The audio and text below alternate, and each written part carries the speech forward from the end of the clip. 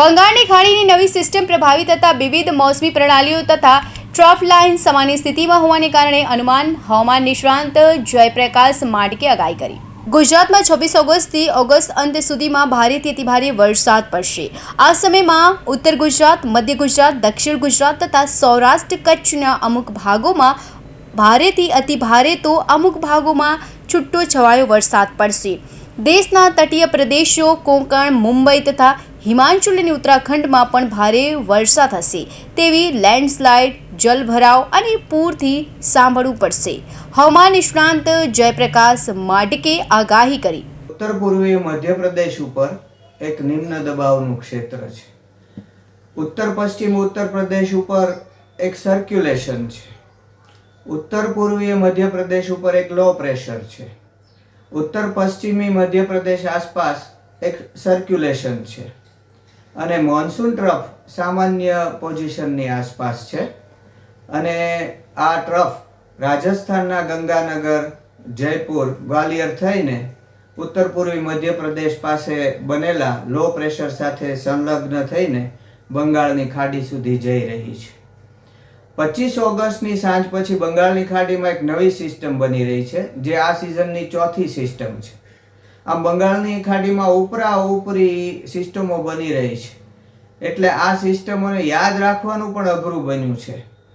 હાલ ઉત્તર પૂર્વી મધ્યપ્રદેશ ઉપર જે લો પ્રેશર છે તે સિસ્ટમ આગળ વધીને પશ્ચિમી મધ્યપ્રદેશ અને પૂર્વ રાજસ્થાન ઉપર પહોંચશે. જોકે ત્યારે તે થોડું નબળું પડશે, પણ તે મોન્સૂન ટ્રફ સાથે કનેક્ટેડ હોય અરબ સાગર અને બંગાળની ખાડીની હવાઓ અહીં પહોંચી જશે.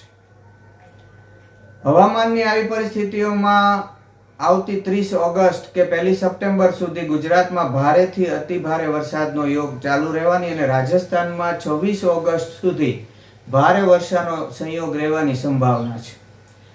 જ્યારે 25 ઓગસ્ટની સાંજે કે રાત્રે બંગાળની ખાડીમાં જે નવું કમ દબાવનું ક્ષેત્ર બનવાને લીધે તારીખ 26 ઓગસ્ટથી ભારતના પશ્ચિમ તટીય ક્ષેત્રોમાં જેમ કે તટીય મહારાષ્ટ્ર એટલે કે કોંકણ, તટીય કર્ણાટક અને તટીય કેરાલામાં ભારે વર્ષાની સંભાવના રહે છે. તારીખ 25-26 ઓગસ્ટે ગુજરાત, રાજસ્થાન અને ઓરિસ્સામાં પણ વેરી હેવી રેઇનફોલ એટલે કે 12 થી 20 સેન્ટીમીટર સુધીની વર્ષા જોવા મળી શકે છે.